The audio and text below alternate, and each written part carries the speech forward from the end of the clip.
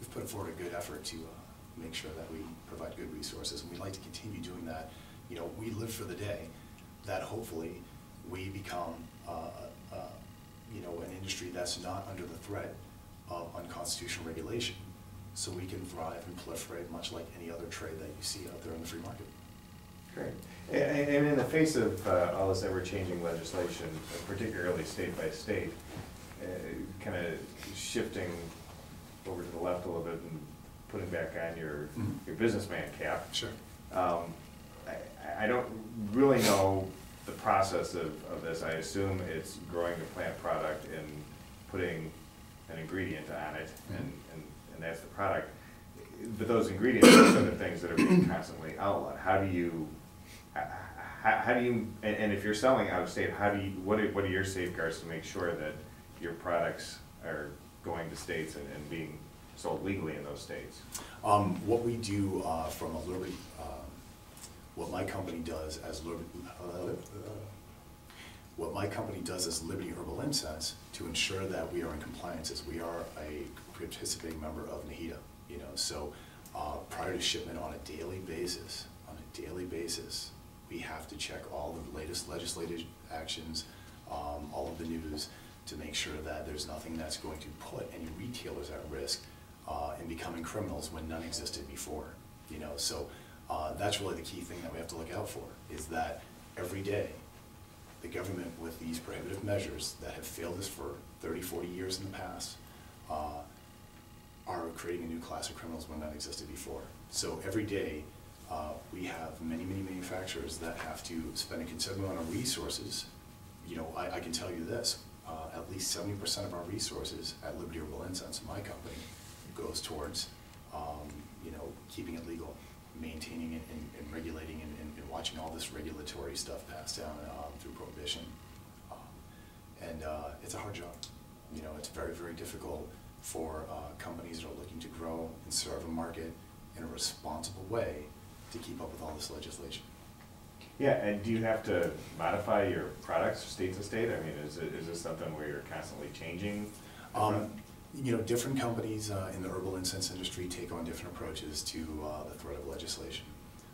Some companies do periodic releases to make sure that they stay ahead of the legislation. You know, with my company, what we do is we try to put the best product out there that's the safest and highest quality as possible, while keeping in compliance. And you know, ultimately, in order to do that, there's going to be certain states that you just cannot sell it anymore, because you know, they might have restricted the medicinal properties of your product. So, you know, if you have ethics, then if you're putting a product out that the market wants in a responsible manner, and a big portion of what you're using for ingredients becomes outlawed, you know, you probably have to shut down. You know, and that's the unfortunate thing. Now, we've seen legislation not only affect synthetic cannabinoids, which are infused in the majority of herbal incense products currently in the market. We've seen it also expand out to other natural ingredients such as salvia and so forth. Now, our industry typically doesn't have anything to do with that particular substance, but it's broad. You know, this is a broad sweep of government attempt to control your life, and it's scary. What if you sell your product to a store owner in a state where it's legal, and he turns around and sells it, or maybe he's got two stores, and one's on the other side of the state line or whatever, in a state where it's illegal, products sold there, can the government come after you then? You know, really the government can do whatever it wants, and that's a scary thing. In terms of chain of custody, when it comes to you know, distribution of products and so forth, if you sell to one state that is legal, and that retailer tends to, you know, push it off to another state or another district or jurisdiction where it's illegal, then that retailer is going to be, you know, subject to trouble. You know, that's probably the biggest part that is the scariest thing about all of this prohibitive measures and the way that this is working, is that they're taking shots in the dark at legislation, and the effect is that everybody's confused, everybody's terrified of the government now, everybody's afraid to continue making jobs, and that's really the effect of all of this. It's really a nationwide witch hunt. We're hoping that, you know, with this election year, we're seeing that there's an air of freedom in the air. People are learning to be more responsible for their choices. And I think the American people have had enough of government waste and prohibition and the war on drugs and all the things that just have never worked. Excellent. How are we doing at time? 50 minutes. About. You're about, tape you about 10 minutes. Oh, excellent. I was afraid we were going to do, you know, do a tape. Yes, right. 60 minutes. So we have 59 minutes of recording and then stop.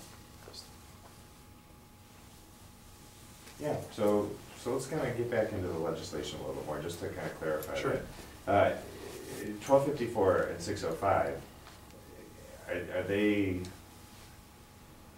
related bills? Were they presented separately? Absolutely, no, they're Kind of explain yeah. what they... Right now, we have two threats at the federal level, two unconstitutional bill propositions. One which has passed the House, which is House Bill 1254. And we have Senate Bill 605, which NAHITA is currently advocating against with opposition. And the way that it works is that there's a due process in place legislatively. And what's supposed to happen is that legislation is proposed on one side, you know, of Congress, whether it be the House or the Senate side, and it gets, you know, approved and goes through a whole entire process there. And then once that's done, it's usually enough time for the American people to understand what's going on and get involved. But with the companion bill process, it allows the legislators to introduce them both at the same time. So they both move at the same speed, which in essence reduces the American exposure for the people to react to it by 50%. And we've seen that just being the beginning of all the legislative tactics that have been unscrupulously used against our industry. We've seen embark proceedings, which, you know, basically the legislature has effectively cut out public input at the committee level as part of the bill's processing, and it's scary. The things that I have seen in the past 3 years being involved in this industry from a legislative side, coming from a former law enforcement officer, is absolutely scary. It's terrifying. We've seen bills go from proposal to passage in like 10 weeks. Well, 10 weeks. You said with 1254 that you were pretty much, I mean, that the public was pretty much shut out of that debate. Absolutely. With House Bill 1254, we had, as an organization, reached out to Congress, both online, through letters, through emails, to be part of the decision-making process at the committee level. We've been in contact with the Congressional Budget Office to talk about all the negative economic impacts that Senate Bill 605 will have and HR 1254 will have. And we've been effectively shut out of the process. You know, we have not been entitled to one aspect of feedback on this. You know, speaking on behalf of over 50,000 businesses that collectively we represent. And it's a shame. There's also stipulations at the federal level that say if the federal government is going to pass legislation that's going to affect an industry that's serving more than $100 million in revenue, then that legislation first has to be reviewed at the Federal Small Business Administration level. It's never happened. You know, we see with the legislative process that, you know, we constantly see at the legislative process as, how would I say this? The legislation passage has been so scary to the point, and so misdirected to the point where we've seen claims that there would be zero financial impact on putting these new laws together. Now we're talking about creating a new class of criminals, and these legislators are saying that there's not going to be any fiscal impact on that. You know, it sounds like, you know, there's probably a huge disconnect between simple math and the constitutional scope of our government and what they're trying to do. Why, let me talk about before, I mean, given that this is a product that's taxed and sold on store shelves, why is the government coming at it so strong? I mean, if it is a potential to be a moneymaker for them. Mm-hmm. The government, you know, we believe that the government is rallying against our industry as a herbal incense trade and synthetic cannabinoids because it competes with their existing products.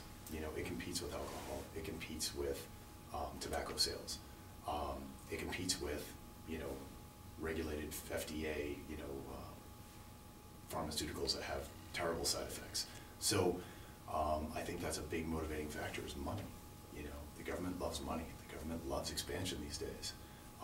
That might be changing, you know, know, with our upcoming elections and so forth. But it's no secret that the government and the war on drugs is about big money.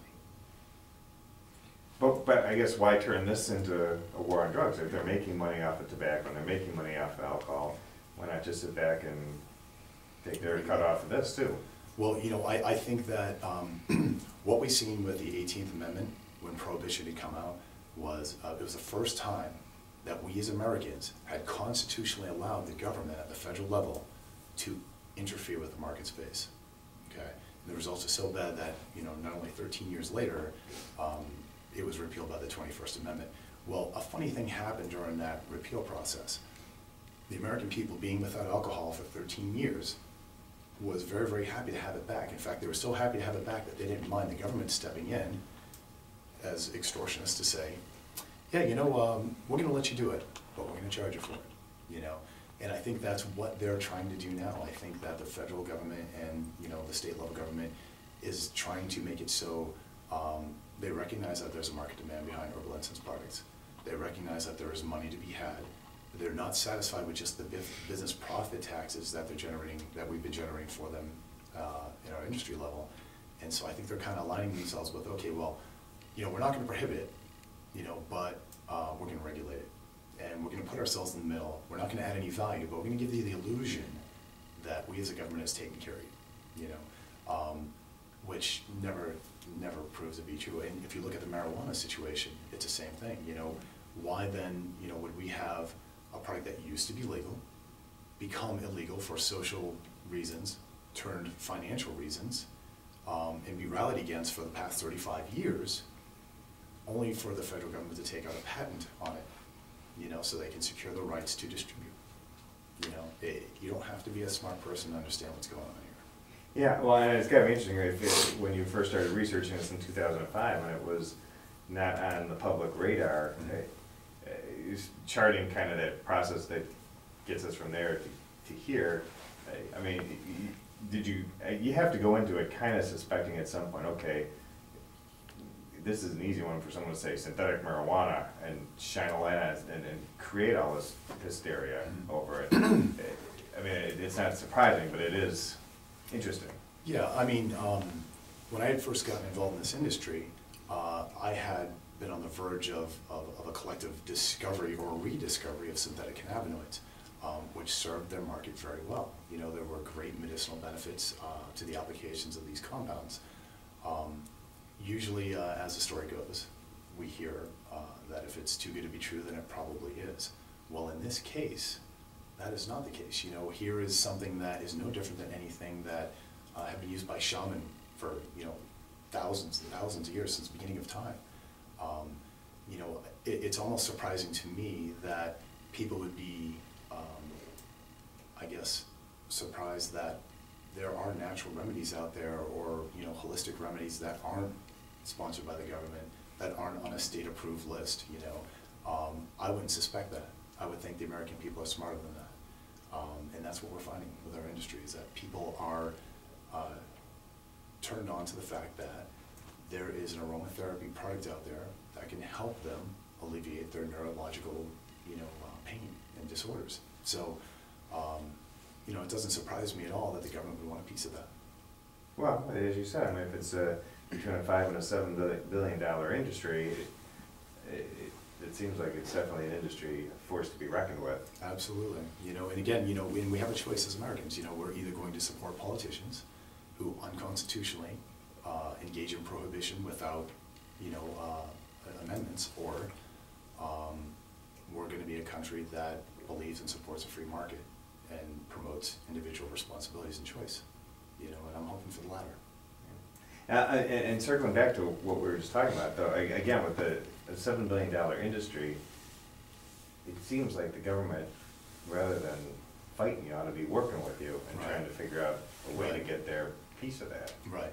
Well, I think, you know, with the herbal incense industry has grown an air of independence, you know, with all the legislative prohibition, you know, with all the legislative prohibition that has come, we've seen that people are becoming more educated on their rights. People are becoming more educated on the scope of government. So I think that the herbal incense industry not only is serving a market demand, but it's also kind of a reawakening, as many things are in our society today, of, you know, our loss of liberties, the American way of life, you know, the constitutional scope of the government. So the herbal incense industry not only represents an alternative choice for aromatherapy products and medical research, you know, compounds and so forth, but it also opens the door for freedom, you know, and that is something that America has been about since day one. Now, why the government would legislate against it? You know, again, we believe that the government is has figured out sort of a little game they play where they take things away, you know, unconstitutionally, and they say, well, we'll give it back to you, but under our terms, you know. So if you or I were to do that, that would be considered extortion. If the government does it, it's considered regulation and taxation. Let's do tip change. Okay. Are you okay? My face. Couple more minutes? Yeah, I'm okay. Yeah. Okay to stand up if I get right back in this position? Yes, Of just course. don't hit your Yeah. head. This is going great. Oh, Thank you. no problem, no problem. Josh, is there anything I'm not covering? Everything looks good to me. Thank you, sir. Boy. We tried to cover it all.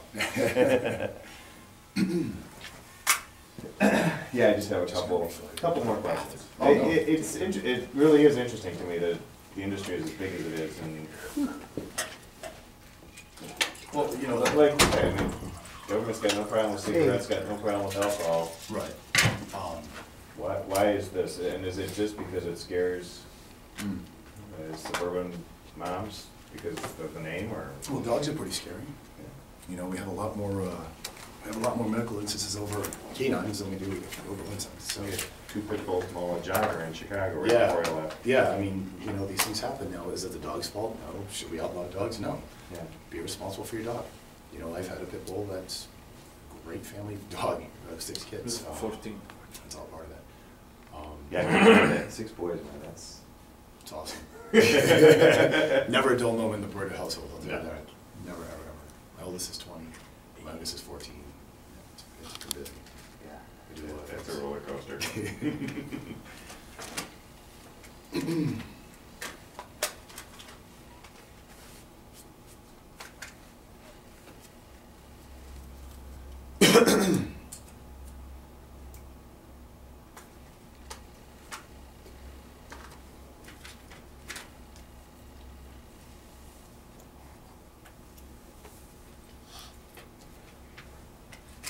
You had a great quote when we were on the phone. You talked about how fear and misunderstanding breed contempt. Not that I want to put words in your mouth. Yeah, no. If I could put those words back in your mouth. Yeah. Absolutely. Yeah. And the other thing I was going to mention was, you know, that we have seen some good positive leverage. We have seen a turnaround in some of the state legislative practice after our dealings, and we're starting to see a reversal of this as well. So Good. we'll talk about that. Yeah, definitely.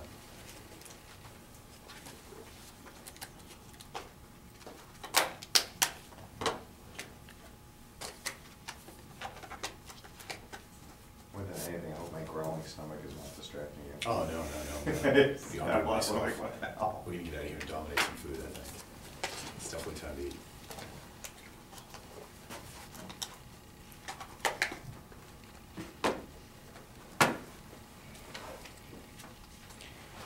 How you doing, Pepe? Good. It's always the worst when you get back and the editor is listening to the audio and all of a sudden here's a stomach rumbling in the background. Yeah. Although Beppe certainly has never done it to me. There was one interview I did where the person running sound fell asleep. Oh, no. So you could hear their snoring in the background. Really? That's awesome. That's great tape to get to that. That's a good. Some person. Really. Okay, I never worked with them again. All right, good to go. we are rolling. Okay. Since that's fresh in your mind, why don't we talk about the changes in the Sure. legislation?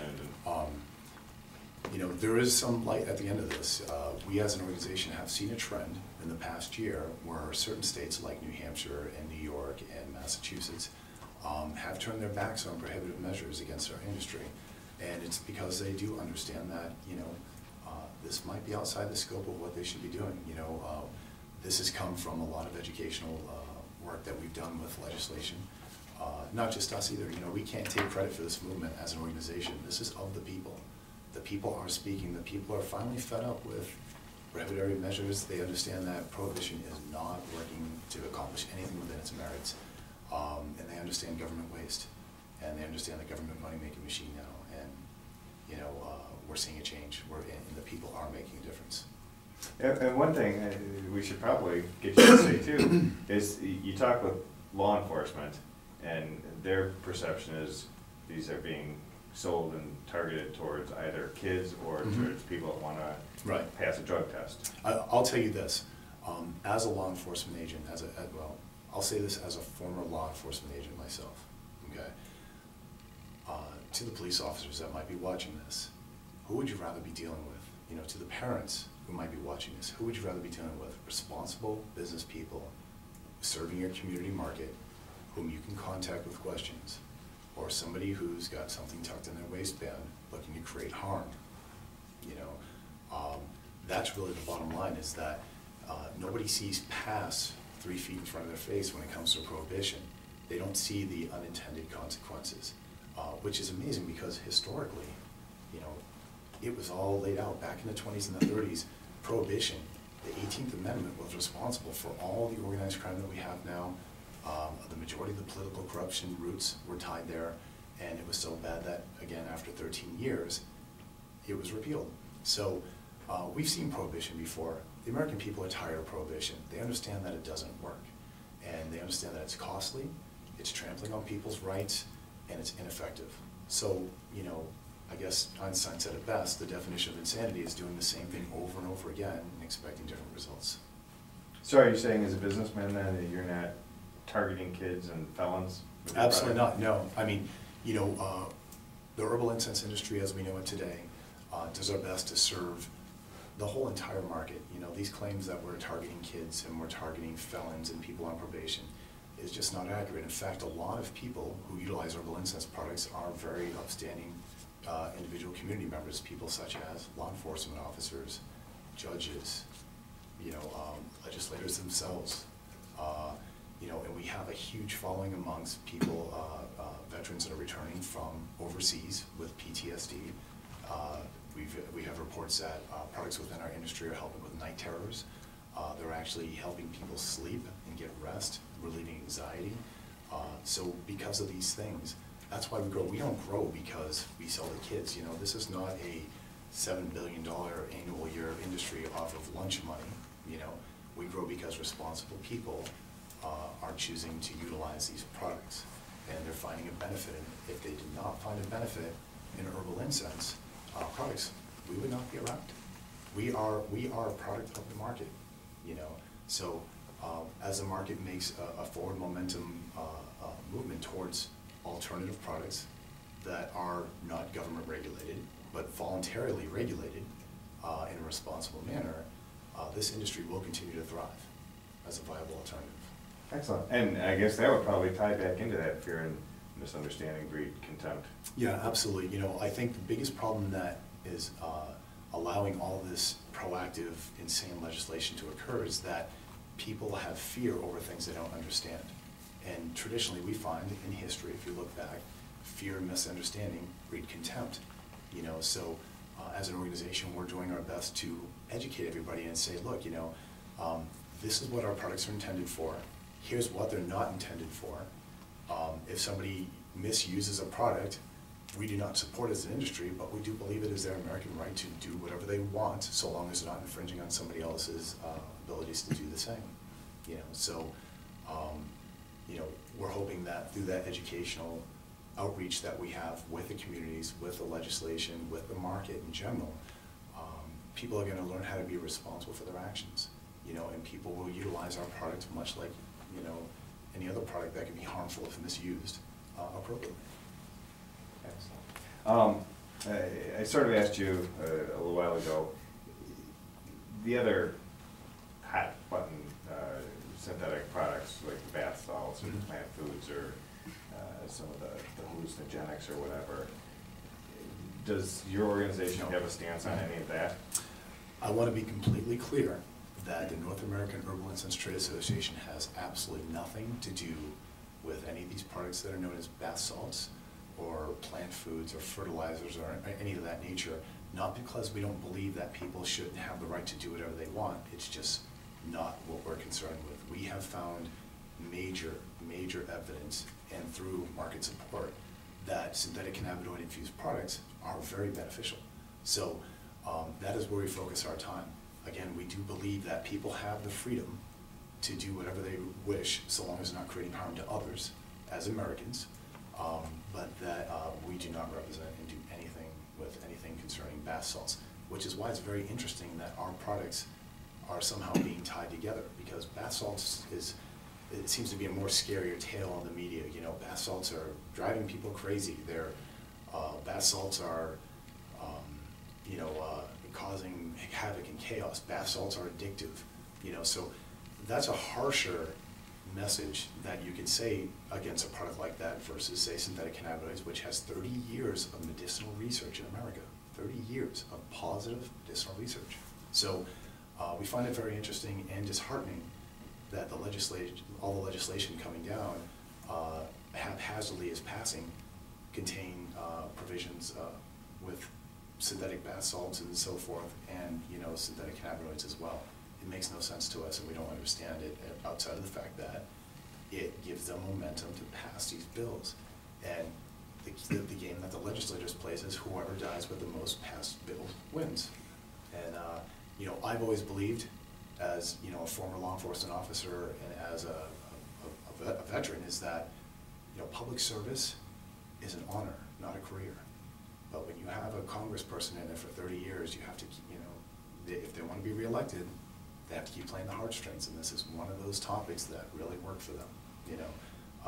One of the things that we do at NAHITA is we're actually exposing all of these politicians who are unconstitutionally supporting these measures. We are calling them right out. If you go to the NAHITA website, you can do a search for all of our questionable politicians that we've identified on a per state basis that have acted outside their constitutional scope. And hopefully that will help with transparency and checks and balances within our legislative process. Excellent. I just have one more question.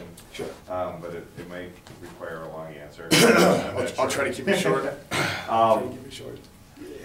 The association, the industry, do you have a responsibility, or do you think that there's a need for you to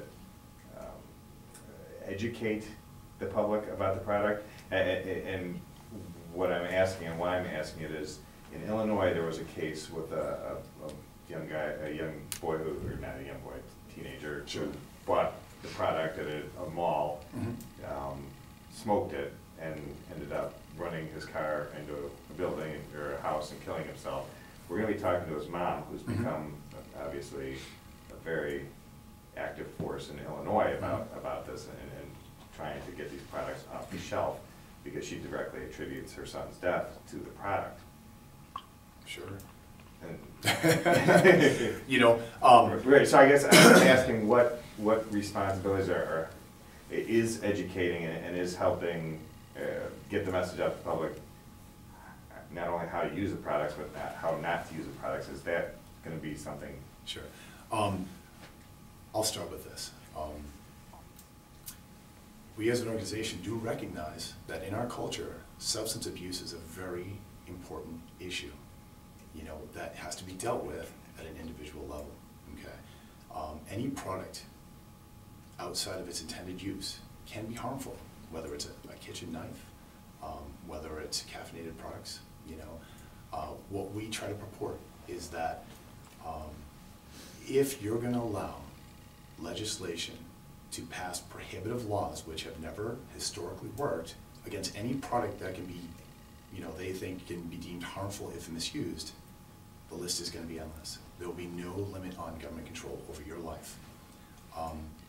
Again, what we would tell parents is, bringing back to your question, NAHITA does feel as though it is our responsibility to educate the public, because substance abuse is a major issue that affects all products. And within misuse comes unintended consequences. So when it comes to parents, You know, just like you would educate your child on how to use a knife, just like you'd educate your child on how to drive a car responsibly, you know, it's really on the parents to understand that, look, we participate in an open society, therefore your children should be raised responsibly, with the ability to make good choices on their own and understand the impacts of unintended consequences. That's our standpoint, both as an organization, and that's my standpoint as a father of 6 boys. Excellent. I can't think of, I think I've put you through so much. I guess there is one Sure. last one, Oh, but we've come on. already said it 4 times, Sure. but it's CNBC, so if I could just have you again tell us the size and the scope of this industry, that 5.4 to 7+ billion dollar Sure. industry. You know, just to hammer it home, because they love their numbers. I know they do, I know they do. It is Crime Inc.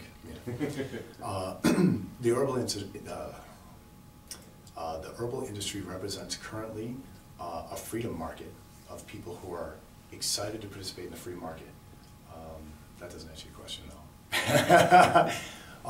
By our conservative estimations, the herbal incense industry is valued at, let me say it a different way. By our conservative estimations, the herbal incense industry is valued to be contributing between $5 to $7 billion annually of taxable revenue. Excellent. Thank you. Is there anything else that we haven't covered that you'd like to get out there? You know, I would take a moment just to warn Americans to keep your eyes open on all these prohibitive measures. You know, we've tried this for the past 70 years and we've seen that prohibition doesn't work. We have a whole entire wing of government that is dedicated to controlling your freedom of choices. You know, if you look at, you know, the effect of prohibition, and if you look at the effect and the merits of regulation, take a look at pharmaceuticals, which is the #1 killer in America. And that's within intended use. So, you know, I implore the American people, when you're considering Senate Bill 605, to reach out and tell your legislators that this is a bad idea. You know, look at history, take a look at alcohol prohibition, look at the effects that it brought on, and think about the future of your children, you know, and see what you want. What do you want it to be as an American? Do you want to live in a closed society where the government's going to tell you exactly how to live your life? Or do you want to live in an open society where you have the American opportunities to succeed and live your life, you know, as free as you want, so long as you don't cause harm to others? That's really what it comes down to.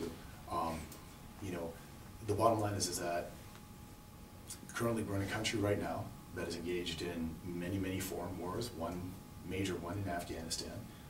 We have a federal deficit that is in astronomical historical proportions, yet you know, the government's passing laws that are creating criminals where none existed before. You know, the American people have to take a look at that and see if this is really the best interest and the best use of our tax dollars. Is this really where you want your efforts to be going at a time when our neighbors are dying every day for a foreign cause? You know, I can keep going forever, but, you know, you guys probably got plenty to catch too. I think we covered a lot. Yeah. Covered a lot of territory. Josh, anything that we talk about on a daily, challenges-wise, anything else that you want to throw out there? We talked about the dog bites. Oh, I'm good. I'm We good. talked about anti-compete with the government. I'm good. Hopefully you have enough to... I'd bring up the whole MAD thing, Mothers Against Drunk Driving. That's, you know, that's, alcohol is 100% legal, and yet all these mothers are blaming alcohol for accidents happening and this and that, rather than their children. Mm-hmm. This is a legal substance on the shelves, you know, and this mother's going to blame herbal incense for her son getting in a vehicle and crashing it. Yeah, I mean, I would say that, you know, just, Where would- you know, where yeah, was she back to when- that, you know, we've seen that, you know, we've seen legislation that's been named after people. And typically, we as Americans understand that when you see any piece of legislative act that's named after a person, that's an emotional draw, you know, to distract you from something else that's bad. It's amazing as a society how many good reasons we come up with for doing bad things. And one of the biggest things that we've seen is, like, you know, organizations like MAD, you know, back in the 80s and 90s, Mothers Against Drunk Driving. Here is a whole entire campaign, a major campaign that was played to prohibit and cause regulation and expand the government's powers to control your life. And at the end, did it really make responsible children? Did it really, really help? You know, do we still not have drunk driving accidents on a daily basis? You know, are there not 79,000, 80,000 people a year that die in accidents? You know, what effect do we get out of blaming tools for people's actions instead of the people themselves? What message are you really trying to send to your child? You know, and I say this as a father, you know, I tell my children, if you make a bad choice, you're responsible for your bad choice. Me as a parent, it is my job to educate you and say, look, here is what you should be doing. If you make this decision, this might happen. You know, it's not to say that you can't make that decision, but you have to be responsible for the outcome. And I really advocate for my children to be independent thinkers and be good Americans, and you know, exercise their rights and their responsibilities equally. The one thing I always see with his kids, this is one of my very closest friends, and you know, the thing I don't see with the whole MAD thing is, you know, if your kid is drunk, if Rick's child is drunk, I guarantee his child has Rick's number and knows enough to call Rick for a ride home. Right. You know, to properly educate your Right. kids as to the steps to take. Yeah, I mean, you know, that's the bottom line. If somebody's concerned with herbal incense product misuse with their children, then you should take a moment and sit down with your child and educate them and walk them through the steps of, you know, hey, look, you know, here's something that if you misuse, may have unintended consequences that you're not really ready for, you know. These are, you know, this is one of those things where it really comes down to parents educating their children, not just about herbal incense, but about life and how to make a proper decision. Now, if there's a mother out there or a father out there who wants to rally against a tool for the consequence of their child because they were injured in some unfortunate, tragic accident, you know, you have to ask yourself as a parent, why didn't they call you? Why didn't they call you in their time of need? Why were they resorting to products and misusing products to escape reality? And why didn't they call you in their time of need? I know that my children would call me in a time of need. If my children were curious about something, they would sit down with their father and they would have a discussion. And that's what responsible parents do with their children. They sit down and they discuss things. They don't rely on the government to expand and create more, you know, laws that will control our lives. It is not the taxpayer's burden to raise your child or my children. It is your right and your responsibility to be a parent. Excellent. Royal, you were going Yeah, to I think suggest we something? touched on it, but I think just maybe expand on it a little bit on it. What are the intended use, what is the intended use of this product and what's not the intended use? One more, you're talking, how does one use this product and how does one not abuse the product? You're asking. If you could talk, Oh, answer sorry. that. Yeah, sorry. So the question is, what is the intended product, or what is the intended use? Herbal incense products are intended to be used in open air, well-ventilated areas as an aromatherapy product to promote relaxation. Herbal incense products are not intended for direct inhalation. It doesn't. That's it. You know, that's the bottom And that's line. where the not for human consumption Correct. comes in. Correct. You know. Can you expand on that a little bit? I mean, just so, Yeah, sit around Hit- and, I mean. Hit it no, like the I- government 'cause would. we haven't, You're not supposed to drive your car into buildings. You're Yeah. not supposed Yeah, to. the not for human consumption thing, I guess, because, I mean, we're kind of delineating between the synthetic cannabinoids and the other, like the bath salts and everything, and they all use that not for human consumption. Correct. But we're putting bath salts in this, I mean, clearly bath salts are not, you don't Well, do you see put those, bath salts in you. do you see those little gel packets, those little silica packets that are in like beef jerky and your food products? Those also say not for human consumption, but why do they put in the food packets? You know, I don't have the answer to that. I don't know. You know, so that's really the intended purpose, is not for human consumption. That's what our products are designed for as an industry, from anybody who's being responsible in putting forward, you know, an herbal incense product, is it's not for human consumption. However, we do believe as an organization, as every American should, that Americans have the right to do whatever they want, so long as they're not infringing on somebody else's rights to do the same. So long as you're not causing harm, you know, any manufacturer in any industry should be able to support the market's need for whatever they want. Whatever the market wants to do with our product is what the market's going to do, with or without regulation, you know, so. Okay. I guess, yeah, my last, just to clarify, because with the bath salt, I mean, clearly you're not supposed to pop that in your mouth and chew it and swallow it. Sure. Herbal incense, you are supposed to light the incense, and it is supposed to waft around, and I mean, you're gonna breathe it in, so in a sense, you are consuming it. Not necessarily. I mean, you know, what don't you consume? You know, I mean, when you touch something, there's transfer. You know, like it's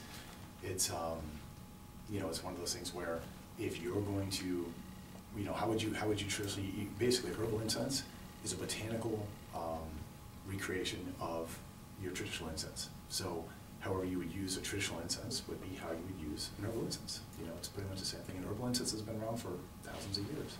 So, you know, if you're looking at how to use herbal incense, you would look historically at how it would best suit your needs as an American to prevent.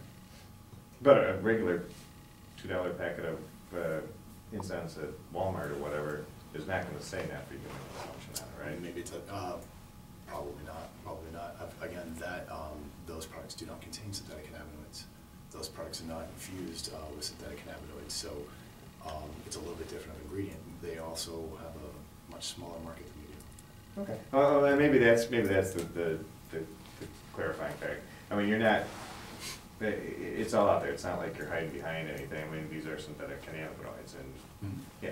Okay. Well, I mean, you know, it's not, and I'll be very, very clear with our camera as well. Herbal incense products are not intended for any human consumption, and they're also not intended to be used as an alternative to illicit drugs, whatever they may be. You know, and that's really the bottom line. Great. Cool. I think we're Yeah, I asked only because up to this morning, I thought you were supposed to smoke it. From everybody we've been talking to. Well, you have the right to do so. Yeah, no. From everybody we've been talking to, that, you know, I figured that's just. Had I known you were Yeah. curious, we could have probably brought this in. No. Maybe it made the plane ride a little. I live in bit. California, you know. I have back problems. I have back problems in a card. I'm good. Understood. All right. So- Room tone? Yes, the stick is 10 seconds of room tone. Mhm. Silence for 10 seconds. Thank you.